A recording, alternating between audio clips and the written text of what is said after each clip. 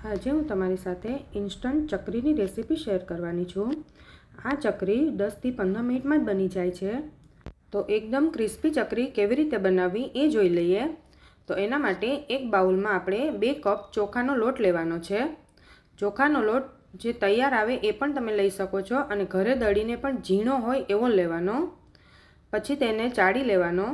ચાળી લીધા પછી તેમાં મીઠું સ્વાદ પ્રમાણે એડ કરી દઈએ। અડધી ચમચી જેટલી હિંગ, 1 ચમચી જેટલા સફેદ તલ, અડધી ચમચી જેટલો અજમો અને અડધી ચમચી જેટલી કલોંજી એડ કરી દઈએ।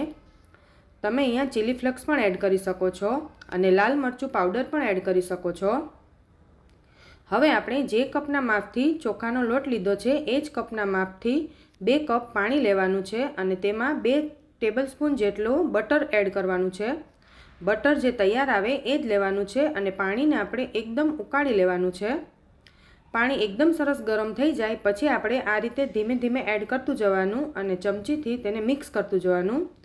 પાણી ગરમ હોય એટલે લોટ પણ ગરમ લાગશે, એટલે આ રીતે થોડું થોડું પાણી એડ કરતું જવાનું અને મિક્સ કરતું જવાનું।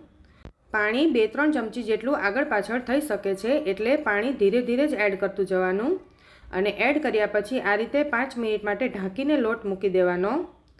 પછી 5 મિનિટ પછી તેને સારી રીતે આ રીતે હાથેથી જ મસળવાનો અને એકદમ આપણો મીડિયમ સોફ્ટ લોટ બંધાઈ જવો જોઈએ। આ રીતે તમે હાથેથી મસળશો એટલે લોટ થોડો પણ ગરમ પણ હશે, પણ થોડો ગરમ હોય ત્યારે જ મસળી લેવાનો। પછી 1 ચમચી જેટલું તેલ નાખીને એને સારી રીતે મસળી લઈએ। પછી આપણે ચકરીનું જે મશીન આવે એમાં ચકરીની જારી એડ કરીને આ રીતે લોટ ભરી દેવાનો। થોડીવાર આ રીતે મસળી લેવાનો। હવે આપણે મશીનમાં ભરી દેવાનો આ લોટ। પછી તેની ચકરી પાડી લેવાની। ચકરી તમે એકસાથે બધી પાડીને પણ રાખી શકો છો અને તમે તેલ ગરમ થતું હોય ત્યારે આ રીતે પાડતા જાઓ અને ચકરી તળતા જાઓ તો પણ ચાલે।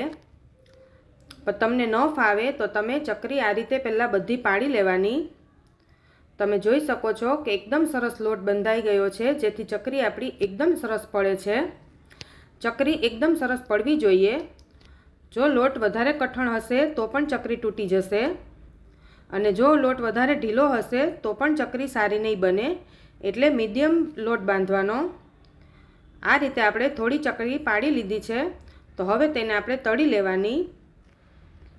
તળવામાં પણ ગેસની ફ્લેમ મીડિયમ ટુ સ્લો રાખવાની, કારણ કે તમે જો હાઈ ફ્લેમ પર તળશો તો ચકરી એકદમ ઉપરથી લાલ થઈ જશે અને તળાયા પછી સોફ્ટ થઈ જાય છે।